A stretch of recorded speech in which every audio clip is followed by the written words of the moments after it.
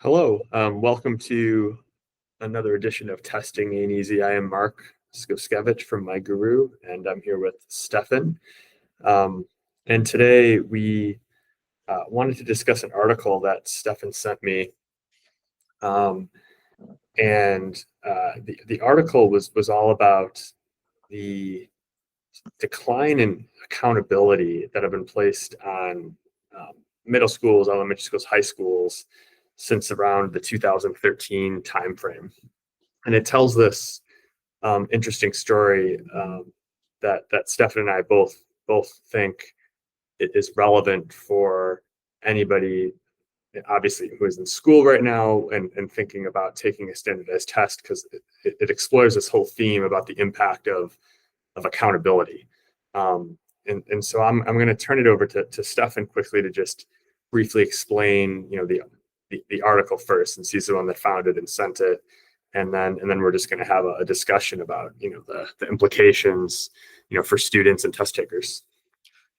Yeah, thanks, Mark. So it ultimately is just an article from David Brooks from I think it was the second week in October, and it is. I think my least favorite part about it is the title, which says, why are the Democrats increasing inequality? I don't think that is the kind of oversimplification, probably a little bit of a sensationalizing title, but ultimately the premise is that after the No Child Left Behind era, you had this move to, in some ways, get away from testing anxiety and testing inequality. And I would certainly put that in big air quotes, that led to people being less rigorous in school, and partly leads to the grade inflation that I think most, not maybe most is excessive, but many educators believe is rampant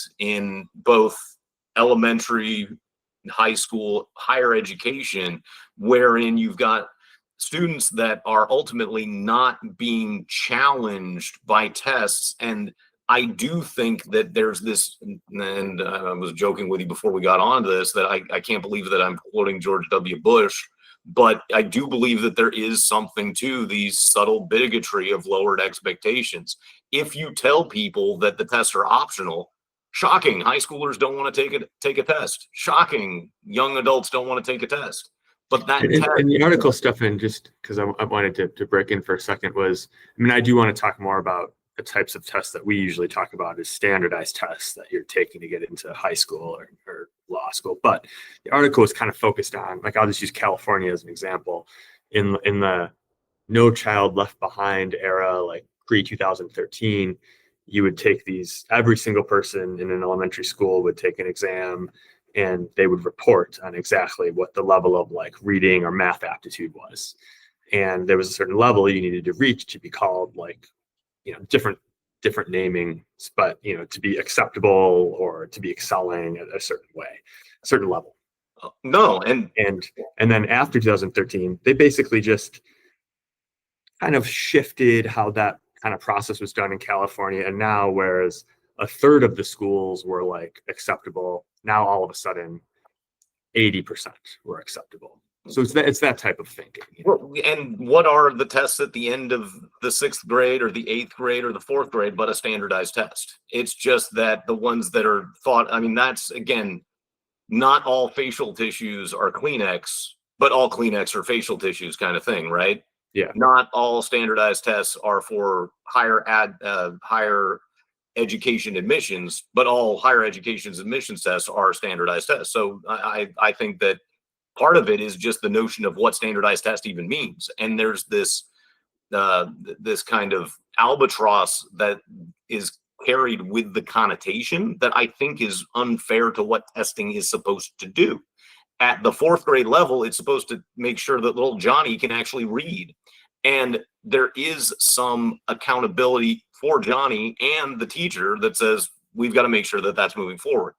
If you take away the metric, the ability to evaluate the student's progress, and even worse, in my estimation, if you make the mere idea of a test so daunting the amount of testing anxiety that I now have students with these days, and again, there's certainly some cases that are viable, and I'm not here to adjudicate that at all. But if the starting point is the very administrators of the schools, whether again it's fourth grade, 10th grade, or undergraduate or graduate, is these are just a stupid test, well, then the students don't see the value in preparing for it.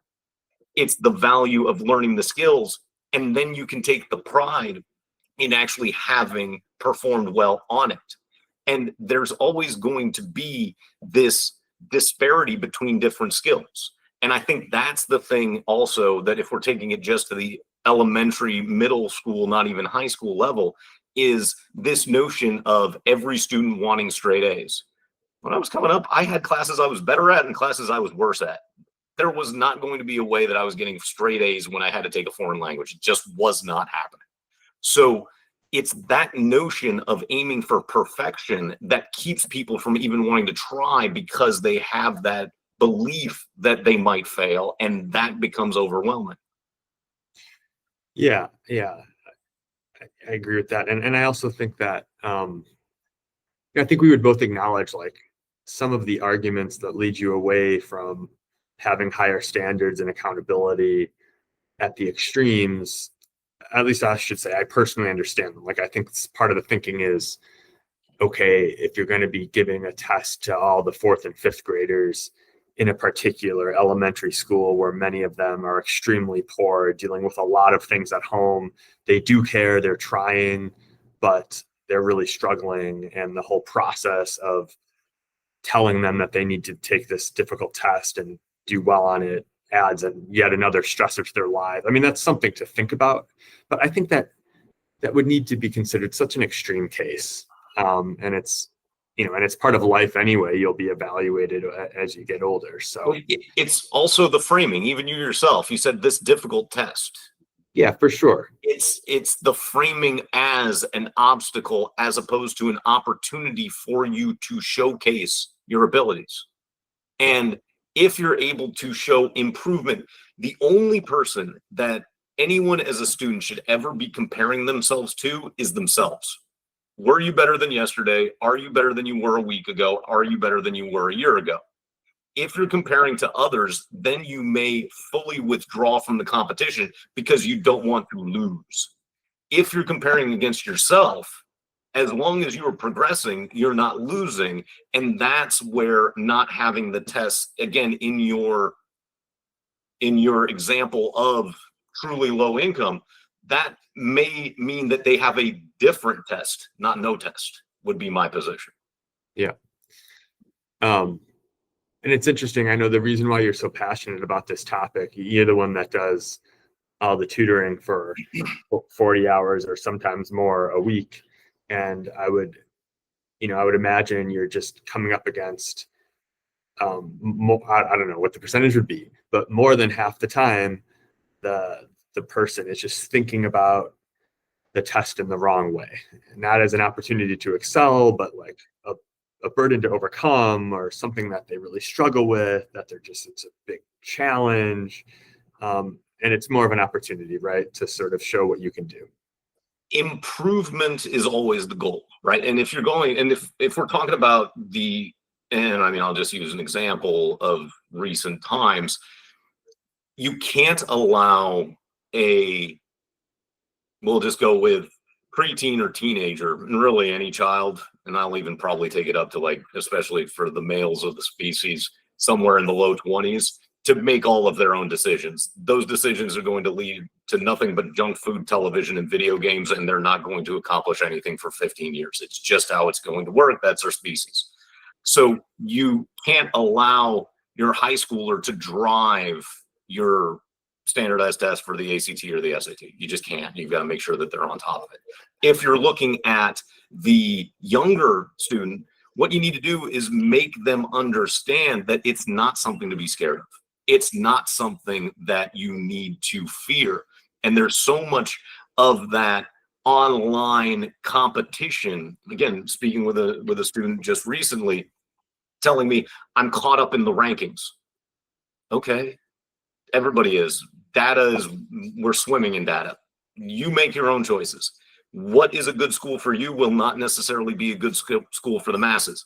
But if you find the right fit, it would be the best one for you, better than going to, I don't know, Oxford, Cambridge, Harvard, or Yale.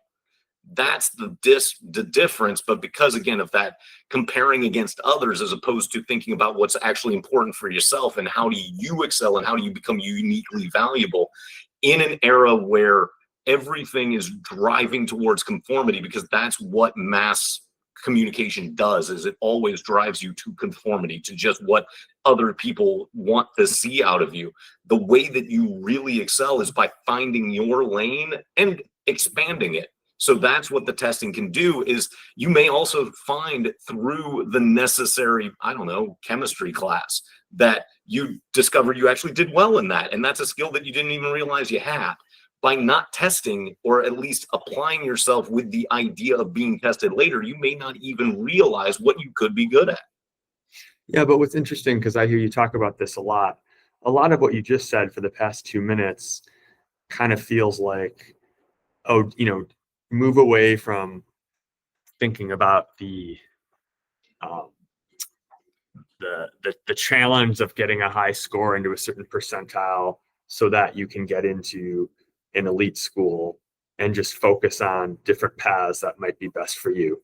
And which I mean, of course I totally agree with, but I think what's kind of an interesting tangent is like the person that's looking to go to business school and saying, okay, should I take the GRE or the GMAT? And I hear repeatedly, I think the GRE is like easier. But you heard me say embrace the challenge. And there are just different levels of, we'll say, relatability for these different exams. So the GRE is theoretically a graduate school exam that you can use for everyone. And I have a hard time believing that there's anyone who has recommended or taken the GRE for admission to law school or business school for any reason other than I was told, or I believe it's easier than the LSAT or GMAT respectively. So when you're talking about the GRE in particular, maybe the ACT, SAT distinction as well, you're literally seeking out the exam that is, at least in your mind, the path of least resistance, which I am pretty much against, I'd say almost philosophically. Yeah, and that's why I don't know if I did a great job articulating my point, but you kind of helped me there. The point is, I think you believe strongly in, if you want to advance your career and learn something new and meet people, it actually doesn't need to mean you must go to a top 10, 5, or 15 MBA program. There might be other ones that accomplish everything you need. But when it comes to that test you have to take, there's really no argument for not taking the one that is most appropriate for business school and going to give you the best shot into getting into whatever business school is best for you. Yeah. So embrace the challenge on that front. And maybe it's less stressful to realize you can be extremely successful with whatever school you get by going to a wide range of schools.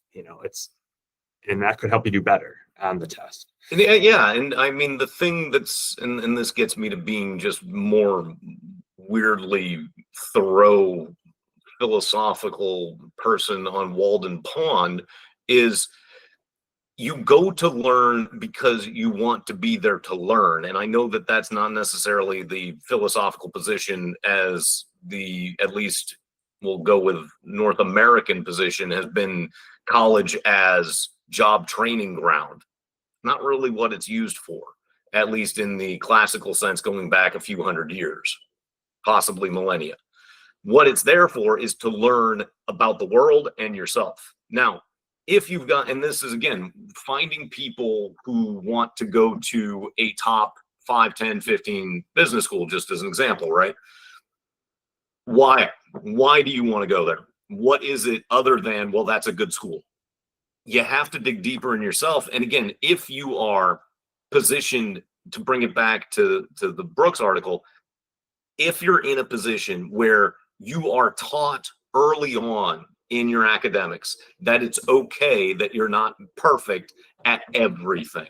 You did good in this, you did less good in this. maybe these are some things that you should consider as electives as you get into the middle school, junior high, high school era, where you actually get to choose your classes because of what you like to do. That can help you. Failing a test is as informative as acing a test. But if you're only going to ace a test, you're only going to take tests you will ace. You will never actually broaden the aperture of what the possibilities in your life, academically, professionally, personally, are going to be. So it's that idea of test early so that you're not terrified of every test that you ever take, because you haven't had a test that you didn't get an A on. If you're at I don't know, one of these boarding schools, if you're at Choate and you're like, I've just been acing everything forever and I've got a 5.0 GPA weighted, and there's all sorts of weighting GPAs at this point, but you become a very fragile individual academically, because the first time that somebody challenges you in a way that means that you haven't succeeded, you take that as a full affront on your person. And that's really what college is supposed to do. And you even see it with things at the university level where they're like, you feel like you're more in customer service than in academic education, because you hear these stories of professors being worried about giving C's or D's to students for the feedback that they get online, which is absolutely, to me, the tail wagging the dog. Right. Yeah.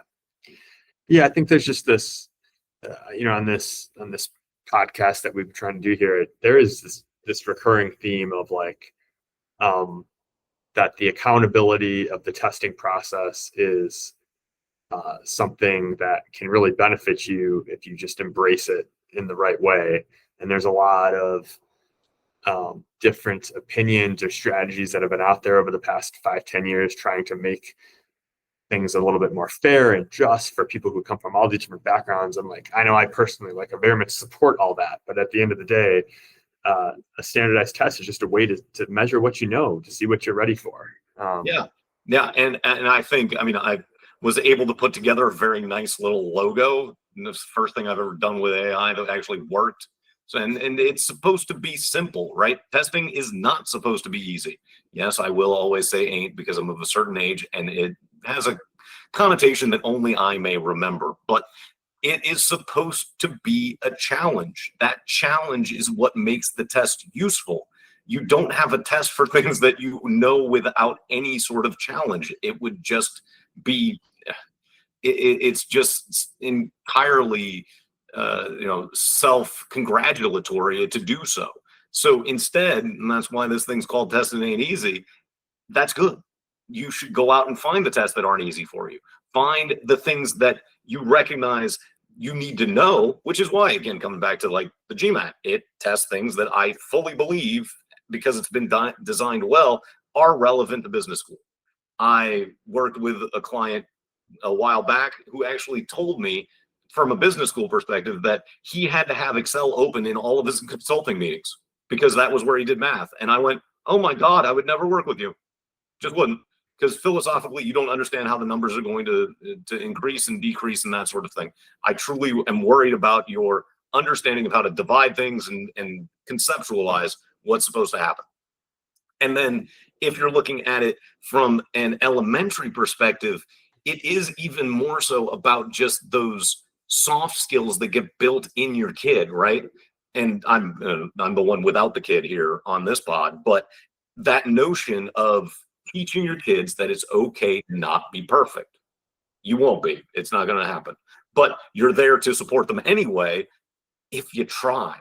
Make sure you put in the effort, and a well-earned B is a hell of a lot more compelling, to me at least, than an A in a subject that you're like, I didn't even have to study for. Yeah. It's interesting as an aside, and then I'll, we should wrap up this podcast soon, but, and I know we like snake around in these, but I'll give you, as the one with the kid, there's two things that are happening in my kid's school district. Both are, one is more recent, but they're both like changes that parents of our age have to deal with. The one I support and one I find annoying. But the one change that they've made, they don't that I'm sure you've heard this, but they've moved away from A, B, C, D, F for grades. Mhm. And everybody is so up in arms about it. And I also think it's a little silly. And in part, the reason why I think it's silly is they still have like, it's still like, did you exceed or did you meet or do you need to work harder or something? So it's not even that different. But everybody is, very annoyed by it. The other example I'll give is over the past 20 years or maybe 30 years since I was like in elementary school, they teach kids to break apart math problems differently now when you're younger than we used to. And it's different for a lot of parents. And because I have a background in consulting, I actually totally get it and I see why they're doing it. They're helping you just think about numbers differently and actually help you learn instead of just memorize things all the time. And oh gosh, people in our neighborhood, they just push back against it. They make fun of it, like what, and I'm like, why don't you try it? Give it a try. Like, it actually will help you learn instead of just rotely memorizing things. No, I'm familiar with both of those circumstances. I mean, for me, living in Chicago now for a long time, I grew up in Northern California, and I remember looking into, and I think it's still the case, that they're like the only college that does not give you grades. The University of California at Santa Cruz, they just write paragraphs for you. You want to try transferring out of paragraph writing grades? It's impossible. It just doesn't work. And it's those kinds of conceptions that are going to be a challenge. I mean, I hope that your kids have a GPA, for instance, because I have no idea how that's going to work when they're applying to college in, however many years that's going to be, 10, 15, whatever it may be. I don't know what an exceeds means. It sounds more like the end of year grade that my wife gets from her corporate job, which is like, okay, why is that coming in here? And I know why. It's because the A, B, C, D, F makes kids sad. I get it. It does. So will life. But there are ways to respond to it. You either respond by going, okay, I'm not going to do that again. Or you go, I don't even want to participate, which is not the answer, at least from my perspective. Right. So it's that part that I find a challenge with the grade thing. So I'm kind of with you there. And then I understand like the well-meaning aspect of it, but it just doesn't, it has unintended consequences that I don't think people necessarily recognize down the line. As far as the math stuff goes, that's absolutely one of my favorite parts of this gig is, I don't know, have you ever watched Japanese do math? Like there's a Japanese like kanji thing. It's all based off of lines. A little bit, but not yet. Yeah, that's the wild stuff. But that's the most universal language we have, which is why one of the analogies I always use for folks when they're like, I'm not a math person. It's like saying, I'm not an English person, or I'm not a Spanish person, or I'm not a French person, or I'm not a Thai language person. No, it's just a different way of conceptualizing the world around you in a way that you can then articulate to others. That's the part that's important about language, whatever that language is, whether it's numbers, letters, Sanskrit. It's about being able to share your perspective with others so that you create a universal world. And that honestly, in and of itself, would be hugely transformative as we see the splintering of media and communication caused by these awful machines that are in all of our pockets. Yeah.